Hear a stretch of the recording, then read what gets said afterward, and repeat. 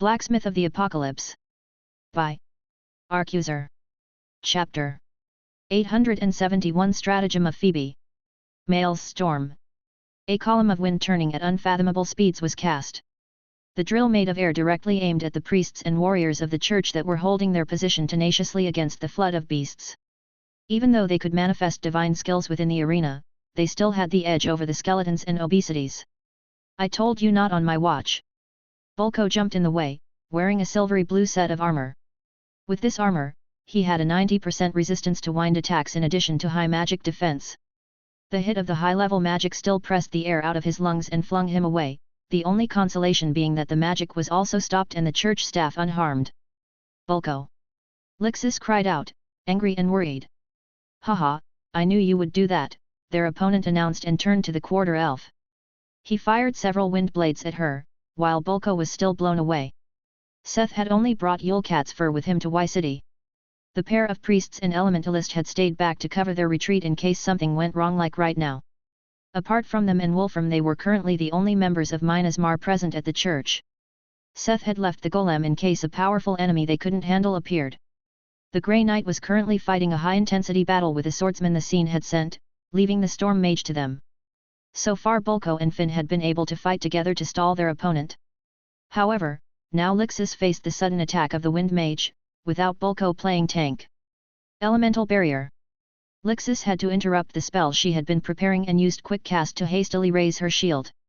Her sloppily created barrier held for a moment, but didn't stand a chance against the wind blades of a specialized professional.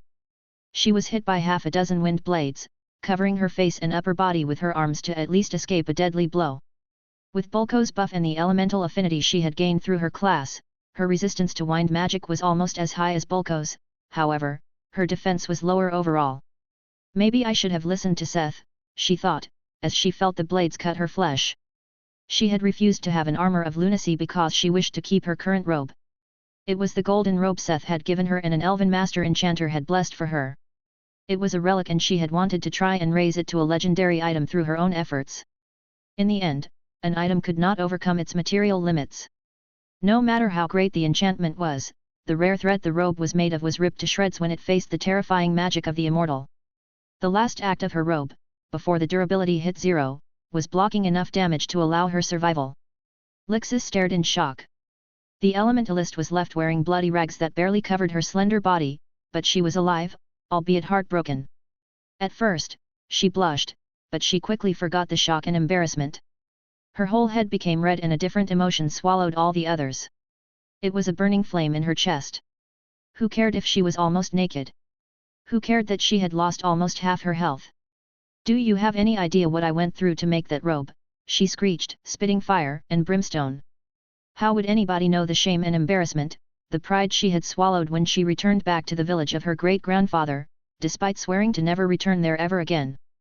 The humiliation she felt when she had to beg that old bastard to enchant the robe for her, the trauma she faced when returning to that place where all eyes looked at her with disdain because of her origins. She had faced her past to get her hands on this robe and now it was all for nothing. The enchantment was ruined and the robe was only a bunch of golden rags. Stratagem of Phoebe, Wrath of the Mountain King. In her anger, she cast the skill of her legendary ring. Phoebe was the Titan goddess of intellect and prophecy. Her blessing granted the ring the skill Stratagem of Phoebe, which allowed her to reverse the process of casting a spell. Any magic would be cast instantaneously at no cost. In exchange she had to chant the spell and pay half the mana cost at a later point, or face a penalty. In her anger she cast Wrath of the Mountain King, one the highest possible spells for an elementalist. Emanating from her, the surface of the street and all materials below it were pulverized, turning the whole area under the silvery dome into a scree field. To the point that even some of the buildings in the vicinity started crumbling. What is it now? Are you throwing a tantrum? Look, you only harmed your own people, the Wind Mage scoffed. Many of the creatures and church staff lost their footing on the unstable ground. He used his exotic-looking staff and shot several dozen wind blades at the surprised church staff. Too many for Bulko or any of them to stop it. However, like a living mass, the scree rose in waves and easily blocked the powerful spells. Lixus' eyes glowed with a manic light. Bulko started to doubt whether Lixus wasn't secretly wearing some lunacy equipment somewhere. Though she had not much on her body, where she could have hidden it anymore. Fuck him up! Fuck him up! I want him to suffer, she raged as a massive hand made of scree rose up to catch the storm mage. However, her target nimbly evaded. Haha, I admit, it's not stupid to use earth to counter my wind, but what can you do? This wrath of the Mountain King is much too sl. He was interrupted by a giant figure suddenly breaking out from the building behind him. It straight up crushed the man's head with a giant elbow drop from above. His lifeless body shot down like a meteor and was lodged in the debris below. Don't underestimate the Mountain King, you bitch, she cursed, spittle flying from her mouth.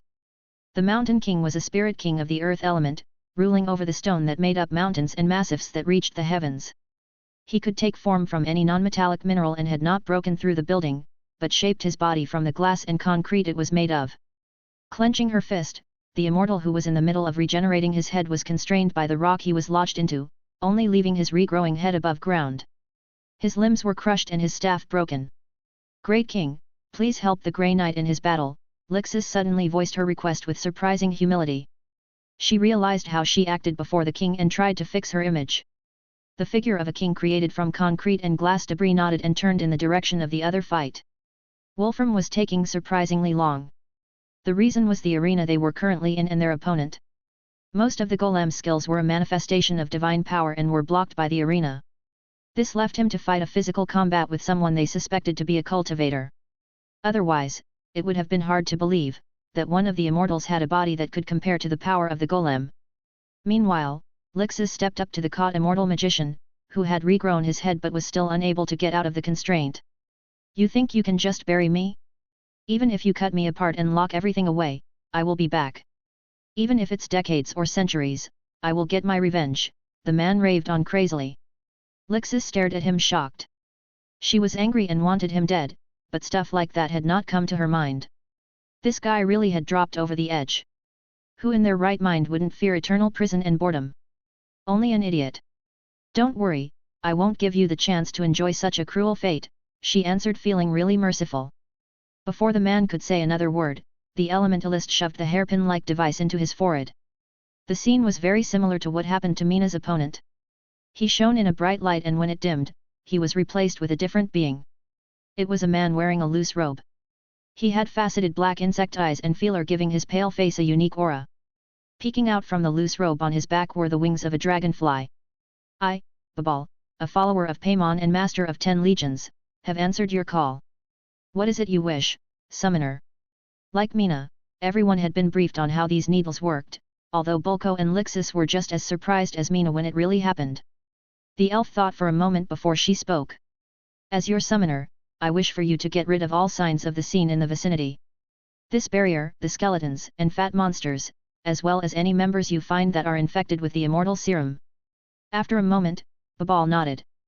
I will do what is within my power. The next moment the demon jumped into the crowd smashing and ripping apart the grotesque monsters with his bare hands. In the process he absorbed their blood and flesh, only leaving dust behind. Lixis, are you okay? Bulko approached her, once he managed to look away from the demon that was saving the church staff. The priest quickly began casting his heels on the half-mangled and scantily clad elementalist. Do you need something to wear? Bulko asked a little embarrassed, when her wounds closed and revealed that she was almost naked. The lady in question also only realized this now, as her head was slowly cooling off. I have a spare robe, she said with a blush and quickly equipped it from her inventory. Ugh, when she tried to stand up, a sudden headache forced her back on the ground. Are you okay, Lixis?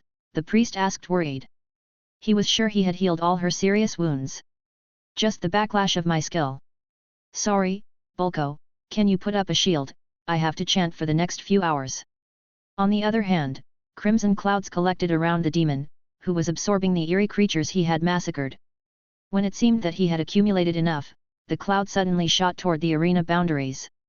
The waves crashed against the transparent wall and started corroding it away. Lixis. Bulko. Are you okay? The moment the shield showed a gap, Finn rushed in to look for her comrades. The little fairy was covered in stuff after she started crushing monsters in frustration outside the arena.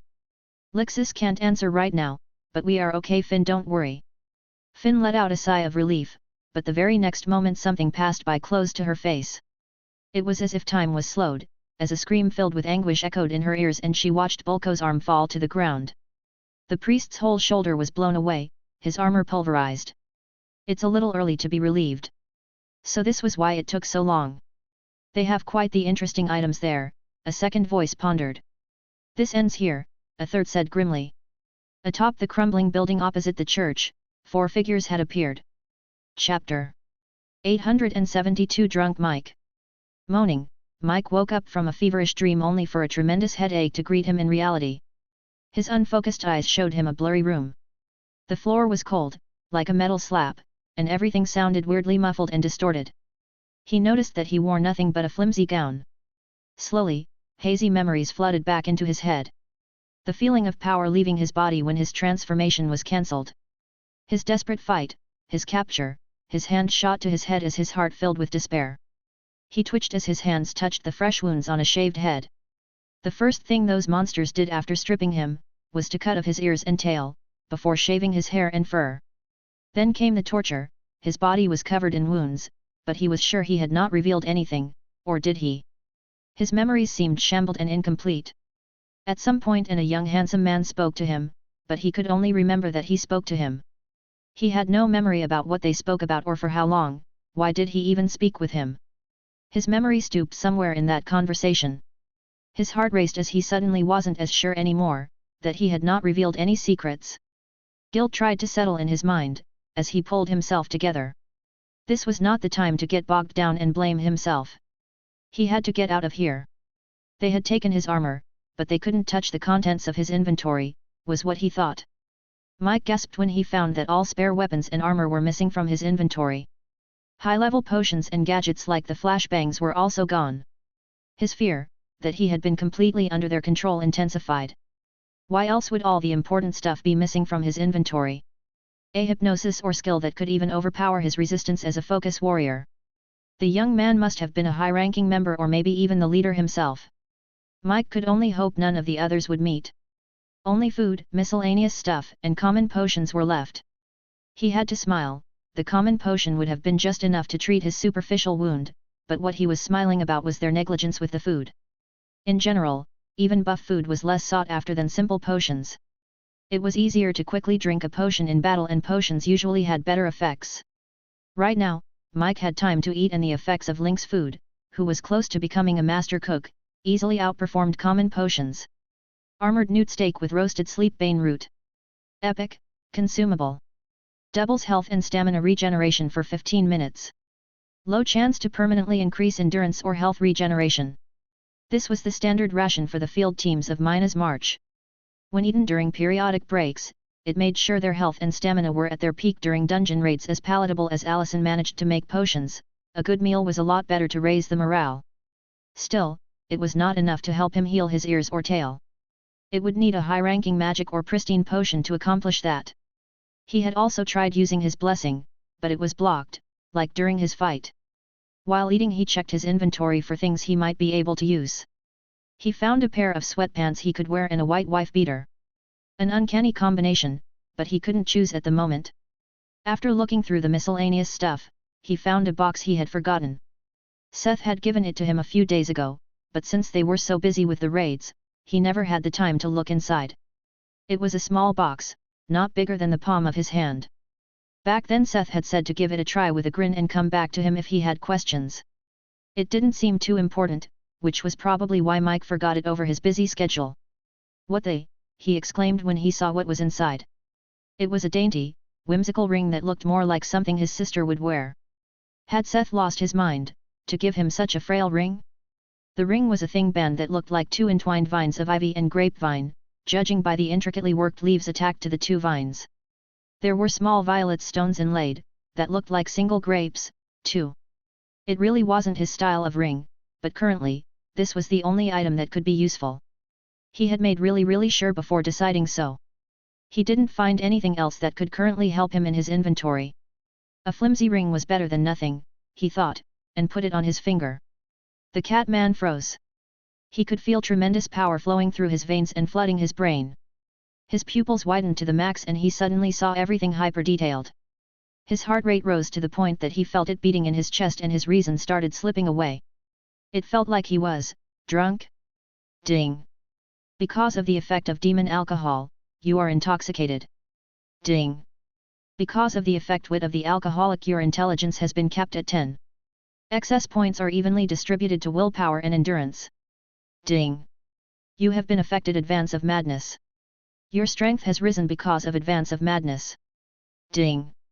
You have temporarily gained passive skill drunk strength. Your strength and endurance have risen because of drunk strength. Ding. You have temporarily gained active skill frenzy of Dionysus. A row of notifications rang through his mind in addition to the rush of power. Although he couldn't appraise the ring, he could see the active effects and skill it granted in his status window. Mike already suspected it had something to do with the new Ithildan Seth had gotten his hands on, since advance of madness was very similar to encroachment of lunacy. Because of drunk strength and the wit of the alcoholic, his willpower and endurance had risen by almost 100 points each. Drunk strength increased his strength and endurance by 25, but that wasn't the end, as the effect would rise with his level of intoxication. Intelligence was not his main attribute, but Mike had never neglected it. With 150 points it meant wit of the alcoholic added 70 points to strength and endurance respectively. With advance of madness his strength had risen by 150 just from these skills, but the ring itself seemed to add another 70, making it over 200 additional strength. This was more additional strength than when he wore his original armor. This ring was definitely comparable to a legendary item. Although it came at a cost, Mike could work with this. He could become even stronger if he drank alcohol. Would potions work too? Mike knew that some of the common potions were made with alcohol as their base, but he would probably have to drink a bunch. He would have to test that later. First, he had to evaluate his situation. The cell was extremely clean with metal sheets lining the walls. The door was also a steel gate. It had a locked window and an opening for food or something. The beastman had no chance to see what was outside his cell. Since he didn't know what was waiting for him, it was best he did everything he could to strengthen himself. 25 minor health potion bottles later, Mike had an upset stomach, and his level of intoxication had risen, tripling the effect of drunk strength. With this, I should be ready. With a shout, he was surrounded by a hazy aura and the smell of wine. He had activated Frenzy of Dionysus. Frenzy of Dionysus, passive skill, no cost, 2/4H cooldown. Can only be used when intoxicated. Double strength and endurance for 30 minutes. Your level of intoxication rises every 5 minutes until the skill is deactivated or the user loses consciousness. Faltering, but with immense strength, drunk Mike opened the locked cell door, with a punch fueled by drunken rage. The figure of a drunk man in a wife-beater and sweatpants stepped out into the world, ready to wreak havoc. Chapter 873 Meteorite Sword. The old man halted for a moment before he grimaced in indignation. Your witty remarks will not save your life, he spoke imposingly and pulled out his sword. It was big, straight, thick, long, and of a deep grey color. It was obviously a special material, but it was the first weapon that looked displeasing to his eyes. Seth had already noticed that the weapons of the people here were made of a special material. With the force of their attacks, simple steel would have shattered and dulled when being smashed against the scorpion armor. However, Guardian Ho's sword looked another step above the others. Before he didn't have the time to process the appraisal results, but since the old man took his sweet time, Seth took a look. To his surprise, it was something he knew. His gaze was not missed. Hee, to think a savage like you could recognize the greatness of my sword. Yes, it is a sword made of meteorite steel, forged by the great master Hu. Meteorite sword. Epic.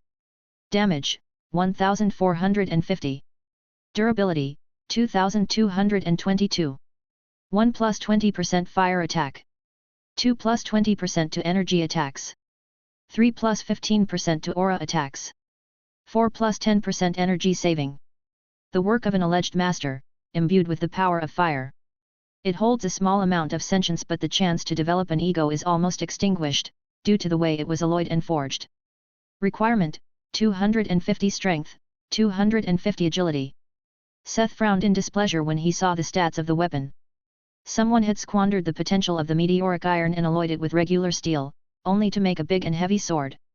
Not only was it ugly, it was unwieldy with little to show for the massive requirements. The blacksmith felt thoroughly offended by the sight of that sharpened chunk of metal. How dare you call that messy metal bar a sword in front of me, his hollering echoed across the court. Messy metal bar, the guardian mumbled flabbergasted. Haha, of course, a savage could never understand the greatness of true craftsmanship, he laughed it off. He should have felt sad for the man, but he couldn't get over the fact that he had been looking high and low for epic iron while some amateurish numbskull was going around, mixing it with common or uncommon steel to make something so crude. When he could refine it into bones of Seth and make legendary ego weapons with it. I will show you what a sword is supposed to look like, and when this is over I will find this great master who and beat him up for being wasteful with precious materials, Seth stated coldly. The giant's meteor rod vanished from his hands. In its stead appeared a long silver sword. The sunlight reflected brightly on the pristine, slender blade. It was a stark contrast to his opponent's dark block. Haha, I admit that you have considerable skill with the spear, but now you want to face me with a sword? Even if you had the same skill with the sword, you cannot overcome the difference in our technique, Guardian Ho announced proudly. Taking a stance, and an intangible bright aura enveloped his sword. Gasps and outcries came from the audience. Seth could hear the crowd break out in excited mumbling. Guardian Ho mastered sword aura. Who knew Guardian Ho broke through? How lucky for the Silk River sect. It seemed like this was a big thing for the cultivators when it simply looked like the old man used energy manipulation to envelope his sword in his aura. Whether it was the same or not, Seth suddenly had a fun idea. With a smirk, he used energy manipulation 3 to infuse magic power into the ravenous Sog. He didn't wait for the reaction and mixed in his pale blue spirit flame, turning the ravenous Sog into an almost white lightsaber.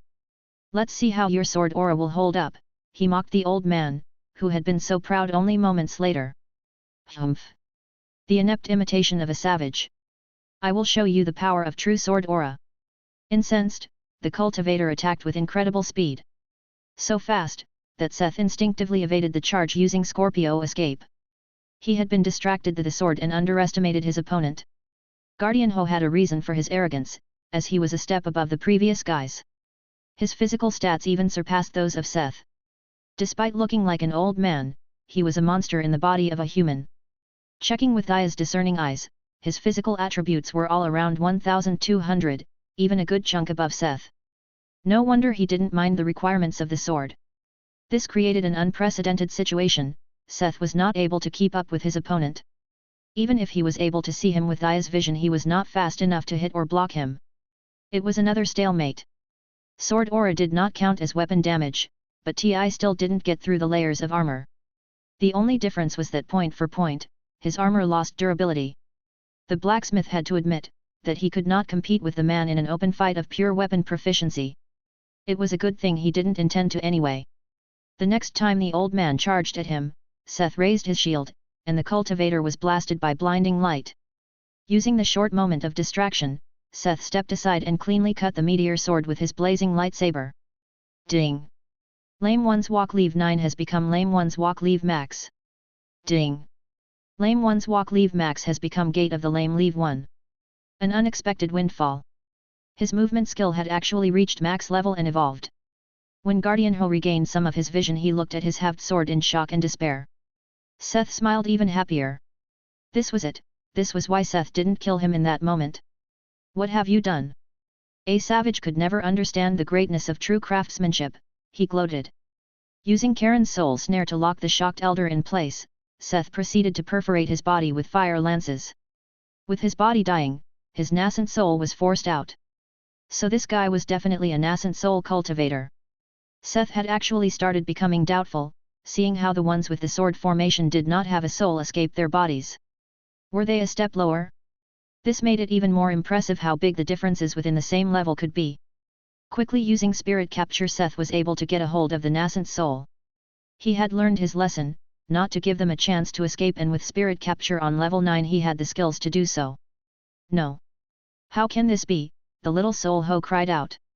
The spirit blacksmith lacked understanding of how exactly the nascent soul worked, but when he had it in his grasp, he instinctively felt that he could extract a soul from it. It was weird and felt very similar to how he was able to extract a soul from someone close to death. Spare me, great lord. Spare me. Nair he had spent a lot of souls preparing for this war with the scene. It was time to get some back. If you kill me, the Silk River sect will never let you go, he threatened when he saw that begging didn't work. I didn't feel like having amicable relations with kidnappers and murderers anyway, he shrugged. He theatrically acted like he broke the little Ho's neck, attempting to extract his soul. Suddenly his hand was deflected and Solho fell to the ground.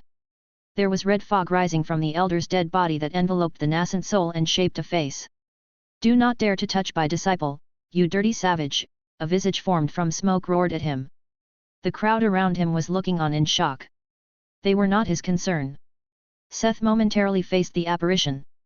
"Smoke and mirrors won't save his life," Seth said coldly. He was not interested in negotiations. "Insolent fool! I will kill you myself," the imposing showy figure spoke with hatred. Seth didn't get another chance to speak when the fog attacked him. Ding! Someone is trying to give you an unknown mark with possibly negative effects. Accept? Yes/no. This was new, he couldn't remember ever being asked whether he accepted a mark or not. Obviously, he clicked no, and nothing else happened from the fog whirling around him. Seth was a little confused about what exactly just happened, but it didn't seem like anything really happened anyway. How is that possible? To resist the secret silken seal.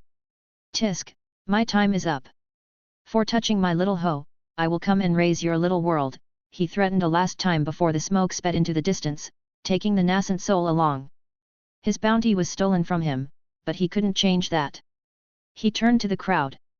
There was more to harvest. Activate the formation, an old man suddenly screeched and the world in front of Seth's eyes changed.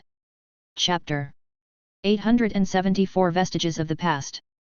Grandfather, why do people not explore the no man's land anymore? He asked the wizened man, wearing round golden glasses and big binoculars. The old man leaned on his cane, seemingly thinking of an answer. Only few people are born to be explorers with a natural fascination for the foreign. Most people like the comfort of staying at home, with little to worry, he spoke after a while in his warm, deep voice. Little Seth back then had a hard time understanding that sentiment. But isn't it boring always staying at home? He asked innocently. Haha, maybe you would think so, he said and the memory slowly blurred. Right, this was something Seth had repressed for a long time. It was one of his last conversations with his grandfather before he couldn't leave the hospital anymore. The old man had always loved traveling and his parents were just like that, too. He changed in the hospital. Back then he was not old enough to understand why his grandfather lost more and more of his light every time they visited him in the hospital. It wasn't because of the wounds or the treatment, it was because the old man knew that his time of traveling was over.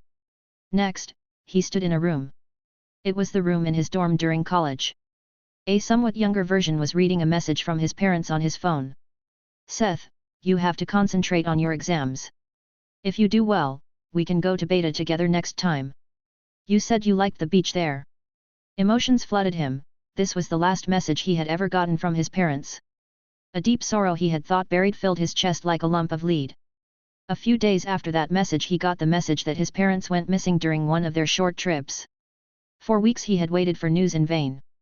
He dropped out of college and returned home and stayed there. It was only 2 years later that the body of his father was found by accident at the bottom of a cliff. It seemed like their climbing gear had malfunctioned and his father fell, breaking his back. The body of his mother was never found, but she probably left to find help, only to find her own demise somewhere in the woods. The young boy who didn't understand why people would rather stay at home, had become someone almost afraid to go outside. He had come to like the narrow streets, the smog-covered skies, the cityscape outside his window. Things had changed since then. The circumstances forced him to change, but in the end, he was still searching for a safe home, even trying to build one for himself and others, wasn't he? There was even a tiny voice that made him leave his home for people he did not even know. The world had always been dangerous. This was why it was important to be strong, so the world couldn't take things away. Wasn't he strong now? Why should he let others take his things away from him? As his thoughts turned, the sorrow in his heart fueled another emotion. He was not caught up in his old scars, instead, they were the wood that fueled a burning wrath. The anger at the world he felt back then, anger at the fact that he had to relieve this memory, anger at the people who were like the world, trying to take things away from him, and others. Yes, he was even angry for others. It was that tiny voice that didn't let him stay in Aura, that would let him leave the prisoners behind in the stronghold, that whispered to him when he helped the refugees of Beta, which gave him the final push to help the people of Sigma, Delta, and even Y City. For Seth it was not the need to help people, he just wanted to go against the world that kept taking away their lives, their things, their precious people. He felt like throwing a wrench into the tragic plans of the world. Like a troll who did good out of spite, to bully villains and spit fate itself in the face. Pale blue flames filled his vision, burning with the power of his anger and passion as a sneer formed on his lips. He was going to show the scene what they had done. His vision cleared up and he saw the panic-stricken faces of the cultivators, running back and forth, screaming in hysteria. What is this fire? He broke out of the million-mind labyrinth. I'm burning. I'm burning. Why can't I extinguish these flames? This was my favorite robe. Get away from the fire. They even eat away at your cultivation base. Joining the chaos was suddenly the solemn play of a lyre and the sad voice of a broken heart. I bet you laughed when I dazed away slow. I sure wasn't welcome around here at all. The flames around the battlefield slowly lowered in intensity, to the surprise of the cultivators around. Guardian Mo also looked on in shock, his whole body was burning but he was barely clinging to his life. I will wipe the shame off my face and slowly rise from my knees. I'll be back in the most unexpected way, and hell's coming with me. Hell's coming with me. The cultivators had no time to process what was happening as they squirmed in pain from the flames, unable to react when the pace of the music suddenly picked up, becoming quick and upbeat compared to the previously somber tone. A glinting rapier appeared in the blacksmith's hand. There's a cairn at the bottom of the funnel, where all the poor souls go when they die. And if you listen close, all of you can be like them, a ghost, meaning, you're never gonna make it out alive. His eyes shone in a bright blue, his speed kept increasing as he sang and pranced, slashing the confused and fleeing cultivators like a lion in a herd of sheep. Harbinger of winter woes did not take their lives, not immediately. Wherever the bard passed, he left people frozen in despair. There is a palace at the bottom of that funnel. They got a secret that they keep like a slave. They got a black magic preacher, you'd do well to let him teach you. Frozen bodies cracked accompanied by agonized screams. Bright, unholy light shone through these cracks. Like a flesh cocoon, the cultivator slashed by his sword broke apart. Emerging from their hulls, were demons of all variations, rising to the skies above the burning battlefield. You'll be heading down that funnel to the grave. And it is well, with my soul. To line my pockets full of money that I steal from all of you. And on your way down to hell, oh please, let me tell. I'll have the devil pay twice as much to keep your soul. As he kept singing his song in glee, as the courtyard filled with death and fire, as demons rose to the skies. Seth was going to return, and hell was coming with him. What do you mean they had to flee? The handsome man, sitting on the throne, asked the messenger that had suddenly arrived. It means the cultivators failed, sir. The tower master of Minas Mar, the man collapsed, dead. The haze of his soul was absorbed by the floor of the throne room, covered in red markings. Your Majesty, you have to calm down. How am I supposed to calm down? I'm about to rearrange the cosmos, and the one Schlemiel who can louse it up is waltzing around in the woods, he exclaimed incensed. Quicken the process, sacrifice more. Kill them all faster, he added. As long as they finished their apotheosis, even the tower master would not be able to stop them. As you wish, Your Majesty. Chapter 875 Meeting at Mike's. Spirion, are you sure this is the right way? Mina asked the demon she summoned, while the demon in question was busy slaughtering a path through the masses of grotesque monsters. The reason she asked was because they were getting further away from the headquarters of the scene. I can hear your worry. Your brother is not held at their main residence but in a hidden prison below the city. We will soon reach the entrance, the almost omniscient demon answered her question while ripping apart a bloated horror with his bare hands. Suddenly he stood still. Why did you stop? The cat assassin asked, coming up behind him. We have to wait for someone. Mina looked at him confused, but she knew hurrying the demon would not help their situation. After she waited a while the demon lifted his hand for a silent countdown. When he retracted his last finger 2 additional demons silently arrived beside them. Babal. Abalam, he greeted them with a nod. You two have also been summoned.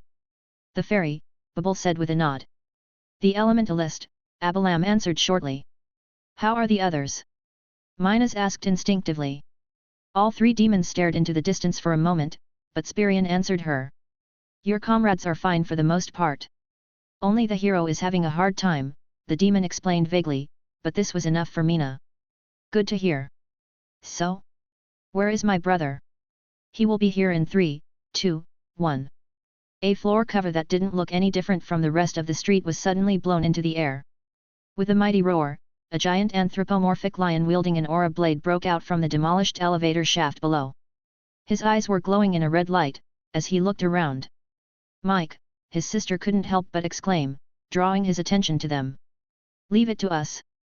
He cannot distinguish friend from foe right now." As the giant lion charged at them, Spirion and the other two demons charged forward to engage with the mad lion. Saving and returning him to whoever summoned them included making sure the package wouldn't struggle during delivery. Bell, engage him. I will try to dispel the madness, Spirion commanded them naturally. The lion was overcome by a mystic, demonic, and divine madness, even the demons had never seen before. While the two of them distracting the new chosen of Mahis in a fight, Spirion started chanting in foreign tongues and was surrounded by an ambiguous aura that seemed neither holy nor demonic, but very imposing. "Hold him down for a moment," the demon shouted when his spell was ready. Bell and Ab nodded. Suddenly their speed increased by several times and they grabbed one of Mike's arms each, holding the struggling chosen with iron grips. Spirion pressed his palms on his back and the aura spread to Mike. Afterward, all three quickly jumped away from him. "What did you do to him?" Mina asked, looking at the lion that had suddenly stopped moving. The aura was quickly spreading across his whole body. "This is the aura of lethargy, a curse that feeds from strong emotions until the only wish the victim is left with is to lie down and sleep and grows from the emotions it feeds on. The best way to dispel such a complicated madness is to carpet bomb all emotions at once." Mina was simply speechless. She didn't know what to say. Although the method was not to her liking, it seemed to work as the crimson light in Mike's eyes slowly faded. Surprise and relief also quickly faded until the lion was left with an emotionless stare and turned back to a normal beastman. One wearing stretched sweatpants and a ripped wife beater. Only then did Spirion step up to him and deactivated the cursed aura. "Mike! Mike! Are you okay?" Mina didn't hold back once it was safe and charged at her brother, shaking the man like a doll. Slowly light returned to his eyes. "Mina? What are you doing here? Where are we? Can you stop shaking me?" he pressed out while Mina kept shaking him back and forth. "You tell me, you doofus. How could they have possibly caught you?" Mina countered but stopped shaking him. "I don't know. I don't remember anything from when I was captured, but I think I was tortured and put under hypnosis. That's all I could gather after waking up. Then there was, clothes, the ring, Mahis. It's all a chaotic whirl I can't really explain," he said embarrassedly. Mina looked at her brother with sorrow in her eyes. After the transformation was undone, it was clear he was missing his ears and tail. Who knew what other wounds there had been? And then there was hypnosis. "Spirion, can you? Most demons can't heal, but I can assure you that he is not under any type of hypnosis right now," Spirion explained as if he read her thoughts. "With this, I have found your brother and brought him to safety. If you don't mind, I will proceed with the last task left," he added. "Yes, please do so," Mina nodded. She had asked the demon for 3 things when she summoned him. To find Mike, to save Mike, and to exterminate as many people and creatures from the scene. Spirion was now going to the last one. The other 2 demons stayed. "I have to escort Mike back to my summoner," they said in sync. "Before that, maybe we should save the other people down there," Mike suggested quickly. The beastman had remembered some snippets of the moment when he rampaged through the prison. At the start, he was still able to hold on to his sanity. He remembered a lot of cells with people, not just his own. "I believe some of them might be quite useful." The demons stared at him for a moment without reaction, before they both nodded. With Abalam and Bubble in the front, they descended down the elevator shaft, using the emergency ladder. It was actually quite deep and dark, but it was no problem for any of them. The elevator door blowing out of its opening was a good indicator of the floor Mike had been held on. They decided to start there. The inside looked like a modern prison. No, not modern, futuristic. All surfaces were clinically clean, except for the splatters of blood and mangled bodies the lion had left behind on his way out. Not all corpses were mangled, it seemed like some of them were prisoners Mike had let out when he was still kind of stable. They had tried to fight together with Mike but fell against the wardens. It was one of the factors that triggered his descent into madness. Another was being chosen by Mahis, a god of war who had a tendency to fall into a blood rush. The prisoners were in bad condition, few of them were strong enough to even beg them to let them out. Mina and Mike diligently opened every door, looking for survivors and Mike's items. They couldn't just leave his stuff behind. After Mike's floor, came a few more, but most cells were empty. Only the previous inmates' body fluids told the sad story of the last days of their life. Many of the people they freed were adventurers who had joined the resistance and had been tortured for information. Just why would they keep them all here? Mina wondered. The scene seemed more like the kind to get rid of people. Maybe they resisted the hypnosis too well. Mike suddenly mumbled. What do you mean? What if they are people with information that is too precious to kill them, but willpower too strong to be persuaded or permanently hypnotized? Mike looked at the demons for confirmation, but neither was as helpful or talkative as Spirion. Mike suddenly halted at one of the cells. Wait, doesn't this guy seem a little familiar? He asked, looking at the malnourished man in the cell, barely more than skin and bones. Now that you mention it. Chapter 876 Samuel's Light. Y City, System Church. The arena barrier had fallen. The monsters were being pushed back, but things did not look good. Finn, Lixus and Bulko suddenly faced a dire situation when 4 new intruders appeared after the barrier fell. I knew we shouldn't have left this to Craig and Jeff, the one on the left lamented. What can you do? We had to lock off the city, the one on the right answered. I will take on the demon, you 3 take care of the rest, the leader said and charged at Babal. A heated battle ensued made up of many quick strikes as the combatants got further and further away from the original battlefield. Tisk, boss taking all the fun again. Lixus, take Bulko to the back, I will take the other 3. You will take us, the middle one asked amused. Do you think you stand a chance, just because the arena is gone? I will just up A silver lightning had hit him in the face and its name was Finn. The fairy was now using the speed of Arki, a skill of the chest plate Seth had given her. She didn't intend to give any of the 3 a chance to evoke that stupid arena again. Despite her speed, it was not easy to just pummel the 4 of them all at once. Haha, you might be fast, but arg, the left one mocked when he was suddenly mowed down by a barrier the size of a train and a similar speed. Did she just shoot a barrier? The middle one, who had healed exclaimed. Fist of Bess, the ultimate fusion of attack and defense. Firing off barriers with the speed of her fist and the size of her barriers. This was the size of her fist did not matter. She stayed a tiny, fast, hard to track fairy while her attacks were massive, fast, and hard to avoid. All while still being able to block attacks with her barrier attacks. However, while the middle and left distracted her, the right ran off like a chuckling hyena, to attack the Bulko, Lixus and the staff of the System Church. He threw his deadly projectile, which had previously severed one of Bulko's limbs. Lixus wanted to act, but she was too exhausted. Finn wanted to turn back, but it was already too late to reach them, even for her. Oh! It seems like I'm being ignored. A massive golden hammer made of aura suddenly blocked the thrown blade stars. Standing in front of his staff, Bulko and Lixus, was Samuel, the head priest of the Y City branch. In his hands, he held the staff of a bishop, but its tip was surrounded by a mighty hammerhead, made of golden aura. With dexterity one wouldn't expect from the old man, he started whirling the massive weapon around his body. But he was not just showing off, with every move he chained he created and strengthened a barrier around his minions and the 2 members of Mina's march. You shouldn't forget about me, just because I was saving my power, the old man said with an edge in his voice. Tisk, where's Jeff? He was supposed to take care of the old coot, right, mumbled to himself, suddenly facing the warrior, hiding behind the facade of an old, frail, wizard-looking grandpa. Humph. Fine then, I will take you down in a jiffy and end this right away. The immortal spoke confidently and an intense battle started between the priest with the hammer and the expert in hidden weapons. Haha, what are you doing? Even if your swings are heavy, what are they worth if you can't hit me? The right one taunted. Their compatibility was bad since the immortal simply kept his distance and threw his weapons while leading the priest around the place. Stop running, you little bitch! Samuel shouted aggravated. Ha! Why would I? It's not my fault you are slow, the hyena-like man giggled.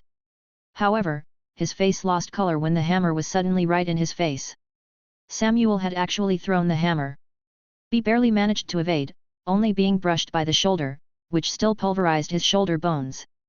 Haha, good try, but what will you do, now that you... A wrinkly hand with an iron grip suddenly closed around his throat. The hammer had just been a distraction. The sinewy old priest had actually run up, hiding behind the hammer, and caught him by the neck. Then he felt 3 distinct prongs piercing his abdomen. "You are not the only one with an inventory, you little weasel." Samuel had pulled a trident from his inventory and skewered his prisoner. In one fluid motion, he whirled the man stuck onto the tip of the weapon around and pinned him to the ground. Wright struggled on the ground, spitting blood, but he couldn't free himself. He fearfully looked up to the priest that was towering over him. "You have messed with the wrong church," Samuel spoke imposingly. He had triumphantly won. Heroically, his chest puffed up, the priest suddenly coughed up blood. A throwing axe was deeply embedded in his rib cage. "No!" the church staff screamed. Samuel sank to his knees with an incredulous look. "PFF, kahahaha, didn't you forget something? We are immortals," Wright said, laughing frantically. It was all just an act for Samuel to let his guard. His wound had already closed around the prongs of the trident. With ease, he pushed the trident out of himself and stood up, the holes in his belly healing at a visible rate. He kicked the kneeling priest in the head. There was an audible crack and Samuel sagged to the ground, lifeless. Samuel, distracted by the misfortune of the priest, Finn also took a blow. Although the blade was blocked by her armor, it took the wind out of her lungs. There was also a visible gash on her legendary chest plate. She grit her teeth and tried to keep fighting, but she had lost her rhythm. Without Samuel, there was nobody protecting Bulko or Lixis. "Keep the barrier up," the leader of the remaining church staff called out. Swallowing the fear and sorrow, Bulko and the remaining priests worked on maintaining the barrier Samuel left them. Without the original creator, it was rapidly deteriorating, but they managed to halt its decay. The ting-ting of weapons crashing into the barrier gnawed at Finn's mind. For now, the barrier held, but what when it finally failed? The others would be helpless. She stared at the edge of a blade, aiming right for her face.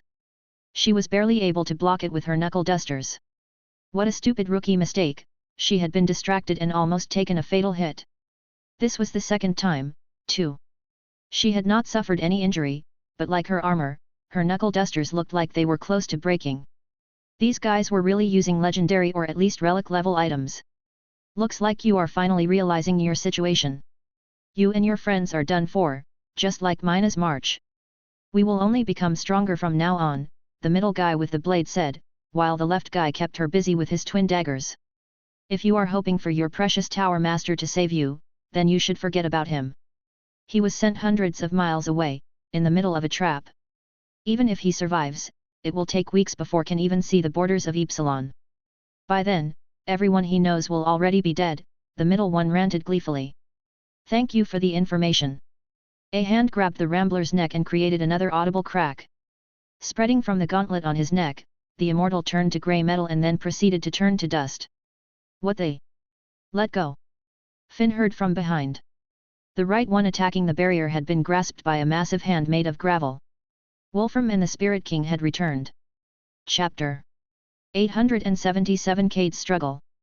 Cade's claws were strong enough to leave deep gashes in concrete and stone, but the man's scale armor only lost single scales or had some minor scratches from their fight so far.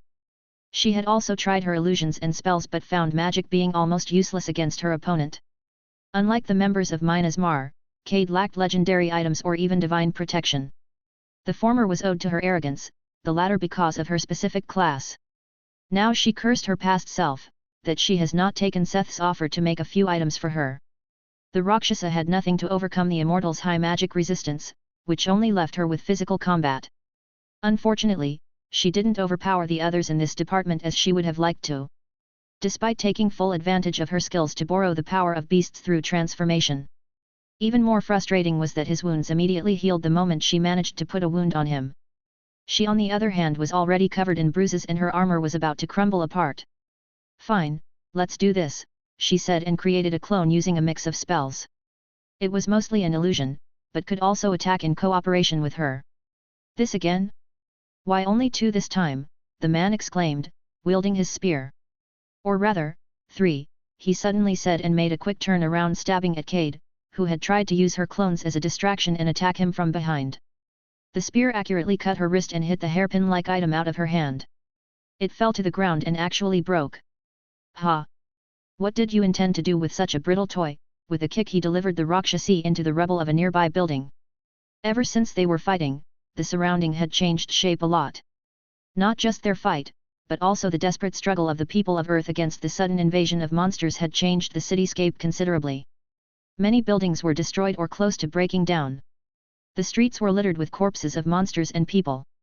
However, there were no people to be seen anymore, only the monsters who kept growing in number by feeding on the corpses. "I can't believe I'm doing this," Cade suddenly mumbled, buried in the debris. "What did you say?" he asked. He was relaxed as he came closer. In front of him, the woman pulled herself out of the debris with a painful moan. She was biting something and ripped it away from her mouth with a decisive pull. Dark blood was flowing from her chin. "Is that a human arm in your hand?" the man asked, appalled and disgusted. There were some things even a cruel man like him couldn't watch without reaction. The pointy bloody teeth, the squelching sound of fresh raw meat being chewed in pleasure. Knowing she was eating a human arm struck him harder than he would have expected. He wanted to act to kill her, but it was as if she read his mind. "Too late. You forced me to do this, so you will pay the price," she said with bloodshot eyes, looking at him from a darkness below bristle-like black hair. Her blonde hair had changed, but not for long, as she changed shape again, this time. "Honey?" the man suddenly asked, confused. Cade, who had looked like a hideous monster for just a moment, suddenly looked like his deceased wife. No, it couldn't be. She had died in the war with the Maritime Empire. This was a trick. He kept telling himself, trying to keep his wits. "Charles, what have you done?" she asked in her sweet voice, marred by disappointment and worry. Hearing her talk like this broke his heart. He knew she would not be okay with his actions, but no. This was just a trick, it was, he couldn't be swept up in her games. Charles, it's okay now. You don't have to do this," she said and slowly stepped towards him. "Everything will be okay now," she assured him. She gave him a grave smile, despite her worried look. "Why, you are not my wife. Stop talking in her voice like that. Stopping using her face to manipulate me," he screamed, swinging his spear in anger. "Charles?" "No," the woman pitifully screeched in genuine fear. He knew it was all an act, he knew he was being played by an illusion. The person before him was a hideous monster in disguise. He knew that. Yet his spear stopped right before piercing her throat. Passing by the spear, she gently grasped his face in her palms. "Don't worry, everything will be okay. I will grant you peace," she said gently, almost lovingly. A dark fog encased the man's head and entered him through his orifices. His eyes turned empty. He sank to the ground, still breathing, still alive, but also dead inside. When he didn't move anymore, Cade broke down and started heaving and throwing up until her stomach was empty again. Then she kept vomiting some more until she felt a little better about what she had just done. She had sworn to never eat human flesh again since Lena had helped her to overcome this burden, but it also came at a price. She was constantly in a weakened state and only the consumption of human flesh could recover her full power. Still, she was lucky to be able to catch him off guard, otherwise, she doubted her victory. She had used the image of his lover to grant him a deep madness. Caged in a dreamland of his own imagination. It was her last option to win since the demon pin was destroyed. But she was only able to accomplish it by unlocking her full power. She could only apologize silently to the dead girl whose arm she had eaten. Wiping away her sweat, she propped herself back up and looked towards the headquarters of the scene before she turned around to go to the system church. Suddenly, the red markings that covered the city lit up even more brightly. Destroyed buildings, fallen debris, nothing had interrupted the existence of the semi-transparent lines. She had just turned around when she heard a massive explosion behind her. 5 minutes earlier. The bouncer groaned. The court seamstress moaned. The closer circle of the scene was enduring the massive influx of energy that the Crimson Formation channeled into the throne room. However, they were just tangentially gaining something, the main focus of the power of the leader, whose handsome face was twisted into a manic smile. Massive amounts of power were surging through his vein. Thousands of souls, of the people that were currently slaughtered within the city, were collected and focused onto the throne room. With every death, his power grew. Finally, his ascension was nearing. "We will become the new gods of Earth. This world will bow before us. Monsters will bow before us. The Pathworks will bow before us. Yes, Your Highness." The retainers pressed out, enduring the massive amounts of power entering their bodies and being assimilated by their soul cluster. Unlike their king, they had a hard time keeping their thoughts together and retaining their personality in the flood of souls that were absorbed. The throne started glowing in a crimson light as the handsome man's eyes began shining in brilliant white light. The man was going through a qualitative change, and his change triggered a similar reaction in his followers. It is finally time. The throne room was enveloped in bright light and the whole floor detonated upward, turning heaven's tent into its ceiling. Enthroned atop the ruined world, stood 7 figures encased in brilliant light. Minas Mar. Lena was concentrating on the myriad of reports that came in from the front lines. All 3 stations in the direction of Ypsilon were under attack. They had lost contact with most of them, as well as the team in Y City. She couldn't help the knot that was growing in her stomach when she thought that they might actually be losing. Logically, she knew that was almost impossible, but she couldn't help but worry. Suddenly, the door flew open and the messenger stormed into the command center. "Why, Your Highness, the Tower Master." "Seth? What about him?" "Speak, man," she urged the man, gasping for air. He was here," Seth returned. "Where is he now?" Gone. Gone." The man stayed silent for a moment, looking at her in shock. Seeing his reaction, Lena realized what she was doing and calmed her nerves. "What happened?" "People saw the Tower Master appear in the lobby, but he immediately vanished again, like an apparition." "Did something force him to flee? Was he hurt? How did he look?" "Angry, Your Highness." "What? I have never seen the Tower Master looking so angry before." Chapter 878 Desert and Decay. "Oh, fuck me," Cade mumbled and legged it. She activated all her skills, from invisibility to illusion, anything that would help her escape as quickly as possible. She didn't need to see whatever just happened on top of the skyscraper. The presence the Rakshasi could feel from this distance was enough to tell her that she had no chance in a fight. Even if she was in a better condition, she needed to be lucky to get away with her life. She was not lucky today. A white flash zipped past her. "Where do you think you are going?" A buff man in a suit, glowing with a bright aura, stood in her way. "I wanted to go home. I really liked Y City and the scenery is great, but I suddenly had the overwhelming urge to go back home. If you would excuse me now." "What did you do to Charles?" he interrupted her as if he was not even listening. "Who? I don't know Charles." "Do you think you can lie in front of me, Milton, the god of war?" he asked quick-tempered. Milton?" Cade couldn't help asking. "How dare you disrespect a god and his followers? I will give you divine punishment." A tremendous pain suddenly spread through her chest, followed by a wave of agony as they crashed into a wall. Slumping over, she could only feel pain in her back and chest, her legs were completely numb. After hearing her utter his name almost mockingly, the god of war started attacking. A light jab at the speed of sound broke every rib in Cade's body and lodged her firmly into the nearby ruins. She had not even seen the punch, much less have time to react. She only realized what happened after her ribs and back were broken. The last shards of her polyarcanate armor had crumbled to the ground. Saving her life was the last accomplishment of the torn chest plate. "You are still alive, after receiving a jab from me. I compliment your resilience," he spoke pretentiously, as he stepped toward the crippled woman, stuck in the wall. His intention was clearly to finish her off. He towered over her, blocking out the sun, illuminating her face in his faint white aura. At this moment she accepted that this was probably her end. She had always thought she had a lot of regrets, but nothing came to her mind in this moment. The only thing on her mind was the unadulterated fear of death. Who would have thought she had such a strong attachment to her fucked up life? She didn't look away as Milton was about to end her life, staring him right in the eyes. They were full of fear but didn't look away. When his fist came barreling down to crush her skull, he suddenly stopped. "Bring her here. I want to see her," a charming voice echoed through the city. It clearly originated from the top of the building, but it sounded from everywhere as if spoken by an omnipresent being. Before she could even realize what happened, Milton had already grabbed her and vanished from the street. Atop the building, in the throne room surrounded by jagged walls and the clear sky above, Milton gave her a petty shove.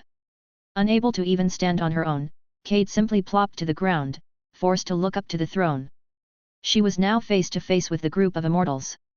There were exactly 7, 3 on each side with the leader of the scene sitting on the throne. He was shining so brightly that he almost looked like a figure made of pure light. This light had nothing to do with the sun or the divine, or physical power. Cade knew this light. This was the light of souls, concentrated to the point it became visible even to people without a specific skill. Your tenacity is commendable, Cade Albright. I granted you this audience because I wanted to give you a choice. The once-in-a-lifetime chance to join us. Join you? She asked, wheezing as she tried to laugh, only for blood to fill her mouth. Oh, not as an ally. I know you wouldn't be a good ally. I meant as an adversary. We still need a god of death. Every pantheon needs its opposition. I'm offering you a chance to continue opposing us, he said, producing orbs of soul power. It was filled with dim darkness and an aura of fear and despair. All you need to do is take the serum and absorb this, he said mysteriously. What is that? She asked, confused by the sudden offer. These are all the experiences and parts of souls we collected that are connected to death, suffering, and decay, whether it is their own, their skills, or in general. With this you will attain all the knowledge and skill one needs, to be called a god of death, he explained with an alluring smile. Becoming an immortal and gaining skills and memories that would make her a god of death? The offer itself sounded awfully stupid. It was clear there was a catch. But with the background of having a chance to survive now and keep working against the scene in the future, she was almost tempted. Almost. Every pantheon needs their adversary. Doesn't that just mean you will blame all your evil deeds on me? What you want is a scapegoat to make yourself look better, she concluded and laughed in derision. She ignored the fresh blood shooting in her mouth with every laugh. You are right. But nothing I said is a lie. You would still gain incredible power and could try to stop us. Haha, sorry, but I still have trust issues. Also, what's the point of agreeing, when Seth is going to kill all of you? Who? Oh. Do you mean the Tower Master of Minas Mar? Don't get your hopes up. After my apotheosis, even the great Tower Master will have no choice but to bow to me, Ozymandias, King of Kings. PFF. Cade stared at him for a moment but couldn't help but guffaw at his self-given name in a fountain of blood. Ozymandias looked at her, confused by her reaction. Did you even read that poem, or did you just steal that line because it sounded cool? She asked in between laughs and trying to catch his breath as blood flowed from her mouth. Her laughter abruptly stopped when Milton kicked her across the throne room. Stop your disrespect in front of the king, vermin. Nobody in this world can save you now, he exclaimed. Tremendous pain filled her mind, but Cade desperately clung to her life as she stared at the sky above and watched as it turned crimson. What are you smiling about? Disrespecting the Alfather even in your last moments? I will end you now. He was about to crush her head under his boot when the district was filled by an agitated, almost jovial tune. See, I had promised I was coming back to kick your ass, someone sang in an incomprehensible language, but they all understood the meaning and felt the power in the words. Coming back to kick a ass. A demonic choir was added to the first line. Who? Ozymandias exclaimed. You don't know me by my face, or by the weapon on my waist, but I came back to burn your business to the ground. Fire fell from the crimson sky and smoke rose to the clouds. Hordes of demons descended onto the city. However, they did not care for the survivors but jumped at the beasts, the monsters, and the immortals the scene had let loose. They charged in with a force that had them beg on their knees. Riding on the shoulder of a giant demon, with bat wings and ram horns, was a man, lifting his fist to the burning sky. I am the righteous hand of God. And I am the devil that you forgot. And I told you, one day you will see. That I'll be back, and I guarantee. That hell's coming. Hell's coming with me. There is your desert and decay, Ozymandias, Cade thought as she lost consciousness. Chapter 879 Awaken? The noble throne room of the seven gods and their king was suddenly desecrated by the appearance of the means of production. The anvil, the forge, the furnace, the soul refinery, the crafting tables, and the golem forge, all barreled down like comets and surrounded the gods in their own Olympus. And with them the security. Milton could barely make a step to attack when the massive fist of the three-faced golem turned his head into a cloud of blood. The lady that looked like a tailor attacked Seth with energy threats, but Sivri agilely caught them out of the air. This was the person behind the scene's well-tailored equipment. It was a shame that someone who had probably reached the master tier as a tailor had chosen to side with such a maniac. Not all craftsmen could be as sane and logical as him. Despite being a Frylier golem, Sivri was a lot stronger than the petite woman in a gothic Lolita dress. The golden dwarf unceremoniously shoved her face first into the furnace where she was stuck screaming as the pale blue jet of flames swallowed her whole. Sivri, take Cade and get out of here. Tatzel and Puffles also joined Cerberus, blocking the other 5 gods. The Nightmare Centipede and the Emuji kept 3 of the 5 busy, while Cerberus kept pounding the other 2, while Seth started chanting. Musa praktisch.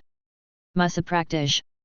Musa. At some point, a wheel fiddle had appeared in the bard's hand and he now started turning the crank. What are you doing? Ozymandias exclaimed when he felt a massive aura press down on them and the whole building shake. Praktisch. The time has come to awaken him. Musa praktisch, but Seth ignored him.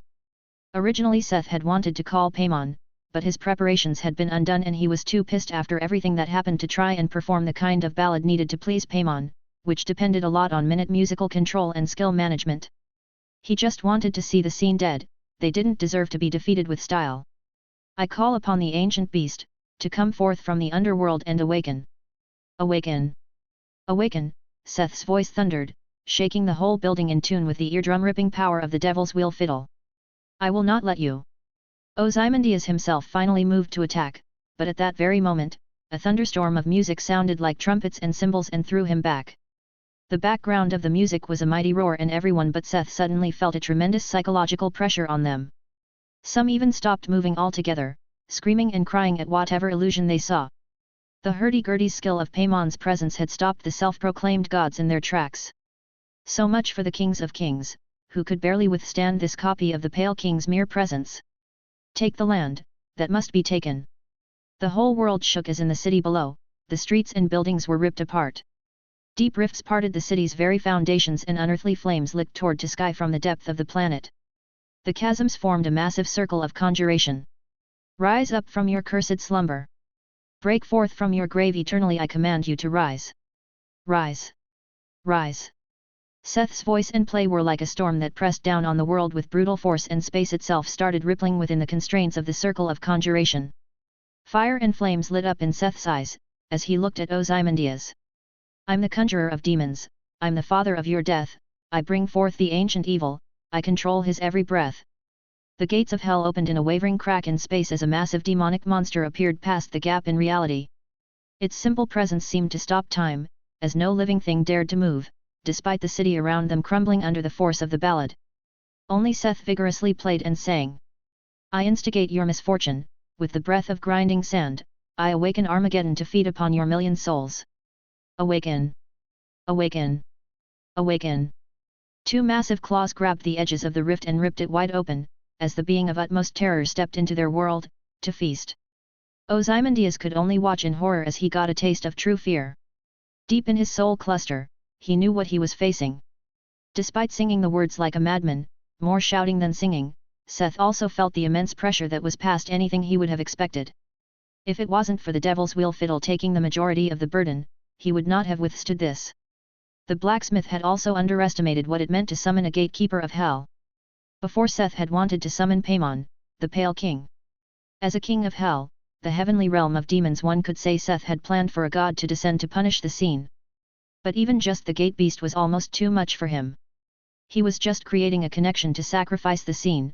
Musa Praktish used its own power to cross over. But even that was almost too much. The fact that such a strong avatar even appeared, said a lot about the power the scene had accumulated. Rise, rise and awaken! Finally, the giant monster had crossed through the portal, standing too tall, that the top of the building they were on was barely on chest level with the demonic beast. When the song ended, its giant, yellow eyes focused on the throne room. The crank of the fiddle halted.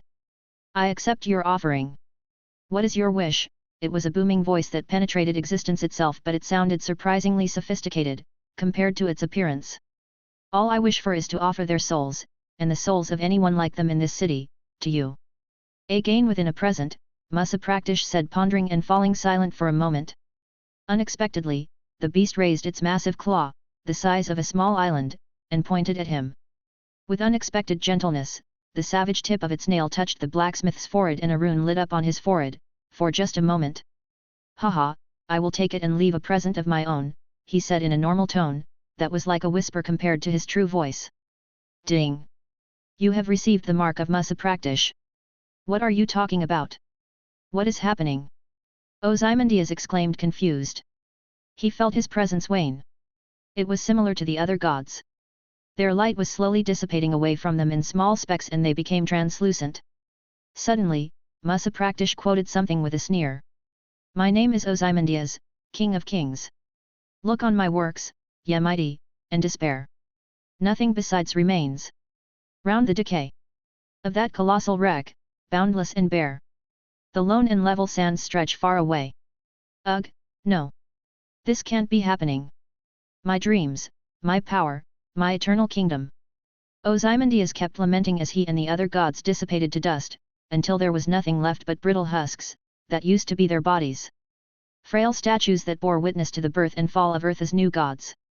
Looking down at the ruined city, Seth saw clouds of glowing dust waft through the ruins, a sign that the same had really happened to all their subordinates. "The contract is fulfilled. I shall take my leave." Musa Praktish spoke in his booming voice. Despite its massive size and brutal appearance, there was no fight and no destruction. The beast had appeared and without even the wave of its claw, it had finished the contract. After he spoke, Musa Praktish retreated back through the rift which mended and vanished like a fata morgana.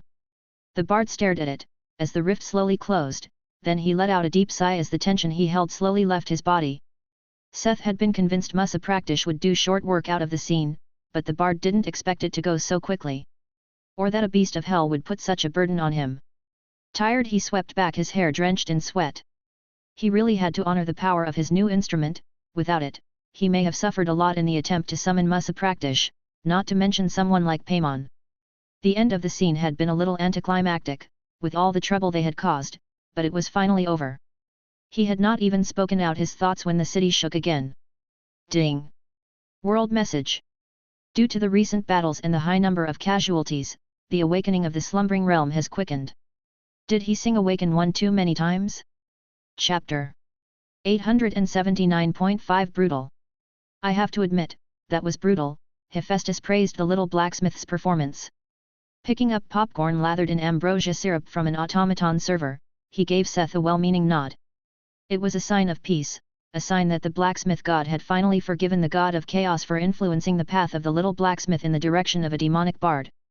Seeing the bard's talent and the kind of instrument he had fashioned with his own skills, Hephaestus had to admit that this might have been the way it was meant to be all along. Only the Mori knew the fabric of fate, even he as a god could only guess the possibilities of the future paths.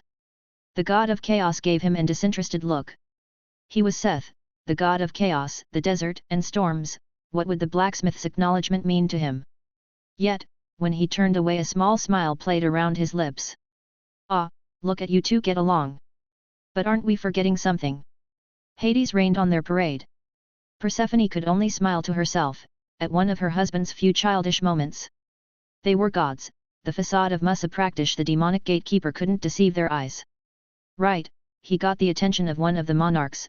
Bes answered the god of the underworld's question ponderingly. Although they did not follow the same system of power, the monarchs of hell could be called equal to high-ranking gods like Hades, Seth, or Hephaestus. While gods spread their influence by sowing faith to grow and consolidate their power, demons spread their influence to hunt and gain hold of souls to grow. This often left gods and demons on two opposing sides, as one side needed lively happy believers, while the other side wanted nothing more than to have those people dead and their souls in their pockets. It was often a clash of interests. Of course, there were also gods on good terms with demons. Those generally seen as evil gods, or gods of war, were often on good terms with demons, as they were all dealing in the business of killing and suffering, making the line between gods and demons ambiguous at times. Should we invite them for a talk? To ascertain their purposes, Apollo suggested. As mentioned, gods were not naturally locked in a legendary battle for supremacy with demons. Most of them treated each other in a business-like fashion without holding any deep grudges. Of course, there were also exceptions to that.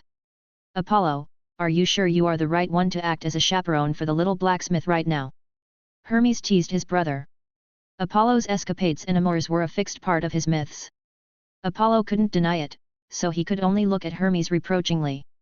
"Don't worry, I will go meet Paimon," the system god suddenly interjected solemnly. He had been uncharacteristically quiet this whole time but suddenly offered to play chaperone for the blacksmith. Or was he? Hades examined the figure of the system god, that had lost some of his wantonness. It was not often one could see the god of the system get serious about something other than his rules. The god of the underworld doubted that this was just about the relationship between Paimon and Seth. "Are you going right now?" Hades asked the faceless god in colorful robes. "Ah, yes. I will leave now. I doubt you would start breaking rules while I'm gone." The god's incarnation really stood up and left the cinema dimension, which left many of them more surprised than the sudden seriousness. Most powerful gods had many incarnations, like clones, and they would usually leave simple tasks to them. But instead of simply leaving it to another incarnation to get in contact with Paimon, this one was leaving to do it itself. Doing something this inefficient was a sign that the system god may have been even more pissed and out of it than they expected. "Oh right, congratulations for finally deciding on your chosen, Mahis." "Sorry, I was a little distracted," Bess suddenly interrupted the silence. Bess, as the divine patron of Finn, had been the only one with a pair of eyes in the city until Seth arrived there. This meant he was still the only one who knew that Mahis had finally chosen Mike. "Thanks, I felt a little pressure," when he was suddenly overcome by a divine skill of Dionysus, the massive, lion-headed warrior answered with an awkward smile. "My divine skill? I didn't even make a pre-selection on Earth," yet someone behind them said, as the smell of wine wafted over. A god from the third row was leaning forward, speaking to them. "Dionysus, you were here?" Hermes asked, surprised, seeing their brother so far in the back. The third row was still quite close to the screen, compared to the 42 rows that came after it. "I only woke for the finale," he answered Hermes. "I have no idea who this Mike even is," he said in the direction of Mahis. "I was not paying attention at that time, but he was definitely your rage of Dionysus," the lion argued. Cluelessly, the god of wine stared at the lion as his eyes turned unfocused. He suddenly spoke up when his eyes regained focus. "Ah, one of my incarnations blessed a piece of jewelry for Hephaestus's little blacksmith with that skill some time ago. Your protege must have used it." "My hands are clean," Dionysus said with a satisfied smile. "So chose hastily again," Mahis mumbled. He was not very lucky with his choices in the past. "I think you took way too long to decide this time," Bess said. "It is pretty clear Mike will make it bis with the blacksmith's help.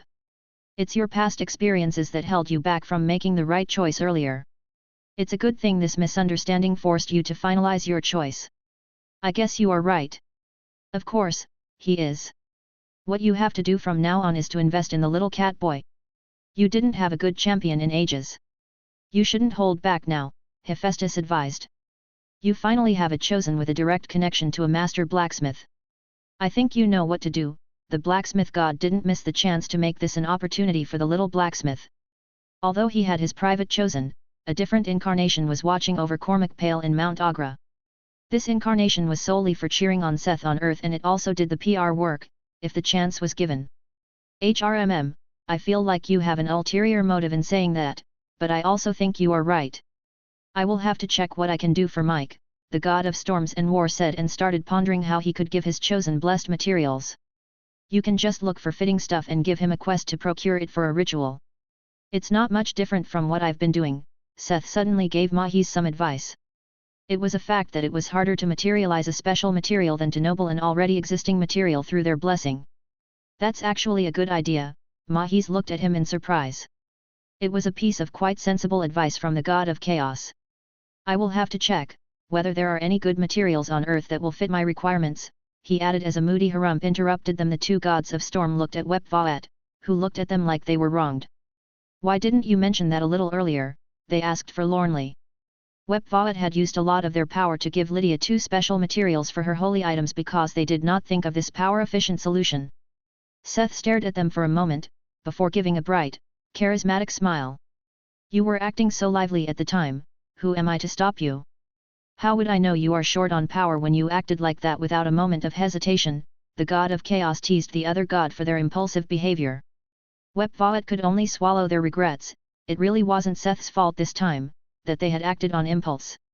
They could only hope Lydia would show some good results, to make up for their expense. Chapter 880 Old Faces, New Bosses. The now empty building with the deserted throne room was swaying precariously.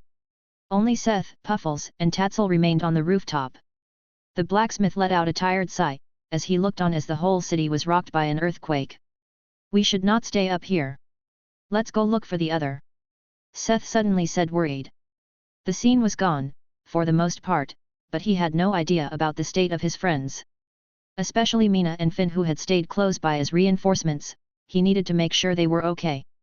He really didn't want to deal with whatever new thing was going wrong in Y City now, he just wanted to collect them all and leave as fast as possible. Rejoice, for the Great Me has already found the ice thief, and Mike Puffles announced. They just ran up to the foot of the building below, he added smugly. Let's go and collect them before this place comes down on us. Tatzel shrunk and boarded the back of the nightmare centipede together with Seth. Up in the air, the earthquake could not faze them. The scene below was as grand as it was horrifying. The high-risers and skyscrapers which filled the cityscape were swaying back and forth, like concrete woods in the wind. Seth! You are back! Mina cried out in relief at the sight of her boyfriend, as the nightmare centipede landed beside her and her brother. Quick, get on! The quake seems to be getting stronger, Seth called out to them. What about the others? Mike suddenly asked, looking back to where they came from. Close by, an illusion was dispelled and revealed a group of people hiding on the bottom floor of a nearby building. Mike and Mina had fought their way through the grotesque monsters to come here while protecting a group of people. Mark Baker? You really were alive? Seth exclaimed, surprised when he finally recognized the weirdly familiar man at the front of the group. He was gaunt and disfigured, but it was unmistakably the man Seth had met a long time ago, right after returning to Earth.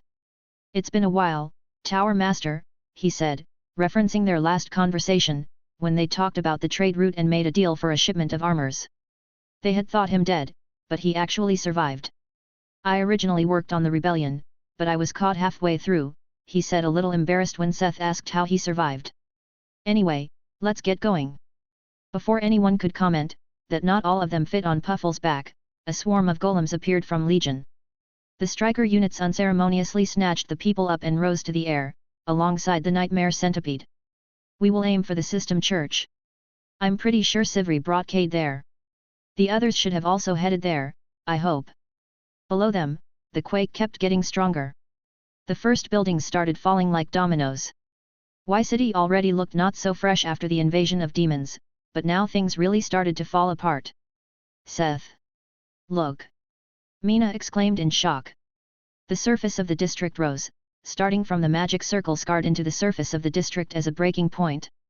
The Ode to the King had cut through floors and floors of subterranean facilities, deep into the district's bedrock. Not the gorged grew and the surface of Y City broke apart. Pale white tips rose up between the crumbling foundations of the city. Seth felt like in a giant monster movie, as soon later a massive pair of moose antlers rose into the sky, carrying a great part of the city in between them. With the breaking of the seal, massive waves of magic flooded the remainder of the city. Old lanterns and traffic lights, the last remnants of normal technology in Y City, were blinking wildly for a short moment, before exploding. The same happened to all electronic devices that had not been adapted to using magic power to run. Was that thing under Y City the whole time? Someone exclaimed. Seeing what had happened with the sudden surfacing of the creature and realizing that it had not suddenly appeared here, made everyone realize where laid the apocalyptic problem with Y City. The district that had lost its technology had to thank this slumbering giant for that fate. Ding! You have witnessed the field boss Lezekai leave XXX. Experience gained. As the antler rose high, the head below became roughly visible. It was a giant beard head carrying the antlers of a moose. Just its eyeball was big enough to swallow a colossus from the colossal dungeon. The only thing of comparable size was the hanging tree Seth saw above Alpha back then. At least it doesn't seem hostile. Mike stated, a little unsure of his assumption. However, he seemed to be right. Lezekai was turning its head left to right, with its eyes only half opened. Suddenly it pulled back its chaps in a massive growl, shocking everyone around. The shock was only short, as they soon realized that Lezekai was simply yawning. After observing the city left and right, the massive head slowly sunk back down. It did not return underground, but laid down on the city, crushing the building and ruins like they were nothing. The barely opened eyes closed again. By the time Seth and the others reached the system church, the mountain-sized field boss Lezekai had fallen back into slumber, and his snoring gently shook the city. The blacksmith arrived at the church with the sunset in his back, and the scenery of a ruined metropolis propped up by a massive pair of ivory-colored antlers. Seth! Finn flew in his arms, her eyes red from crying. He caught her and hugged her tightly. Are you okay, Finn? Hick, yes, But Samuel, she looked over to the church staff who were grouped together around something, blocking his gaze. You can't be serious. Is Samuel actually dead? It was not Seth who exclaimed as such, despite feeling a twitch in his heart, when he thought that they had really lost the old man. It was Mike and Mina who looked up in shock. They knew a lot more about the power level of a head priest, making them a lot more shocked to hear that one of them lost their life. But they had also all come to like Samuel over the past weeks as they worked together to evacuate people. How is everyone else? Seth asked, swallowing the frog in his throat.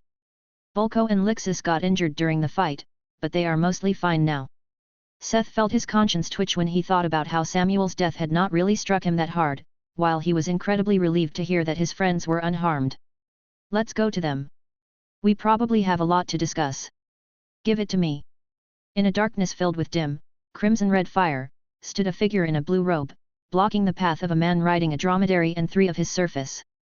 The rider came to a halt and looked at the robe solemnly. What could you mean? The rider asked calmly, not minding that his path was blocked, or not daring to act out in front of his opponent. You know exactly what I want. Give me the soul that has my mark back, and this can be dealt with peacefully, the robe exclaimed as a matter of fact. So you are suggesting a deal? What do you offer? The Demon King asked a little intrigued. I will allow you access to the system. Act like a god, choose a champion, and give blessings. All the rights a god has, but first, I want the soul. Fine, it sounds interesting. Paimon suddenly said in a normal tone and threw one of the souls he had collected in Y-City to the system god. The soul he caught was mostly patched together and many fractures remaining. It was the result of being absorbed by the gods of Earth. They had divided the souls they collect into parts and distributed the parts among themselves, depending on the talents and skills, and traits they contained. Good. You have a deal.